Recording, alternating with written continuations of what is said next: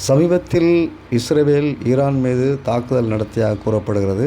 அப்படி இஸ்ரேல் தாக்குதல் நடத்திவிட்டு தம்முடைய நினைவு சின்னங்களை ஈரானில் விட்டு சென்று விட்டன. அதை ஆராய்ந்து கண்டுபிடித்து விடலாம் என்று எண்ணினால் அங்குதான் இஸ்ரேல் தன்னுடைய மூளையை பயன்படுத்தியிருக்கிறது. ஏனென்றால் இது ஒரு முட்டை உடைத்த பின்பு இருக்கும் கோது போன்றது தான் ஒரு பொருள். முழுமையான சாதனங்கள் எல்லாம் வெளியாகி வெடித்து விட்டன. ஆனால் இது ஒரு கோது. நாம் புளியம் பழத்தை உடைத்தால் அந்த கோது மீதியாக வருவது போல் இது ஒரு கோது தான். இதை வைத்து ஆராய்ச்சி செய்து ஒன்றும் கண்டுபிடிக்க முடியாது.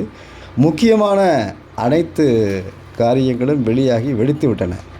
இதை ஆராய்ச்சி செய்தால் தோல்விதான் கிடைக்கும். அப்படியாப்பட்ட ஒன்றை எடுத்து அவர்கள் ஆராய்ச்சியில் ஈடுபட்டிருப்பதாக தகவல்கள் தெரிவிக்கின்றன.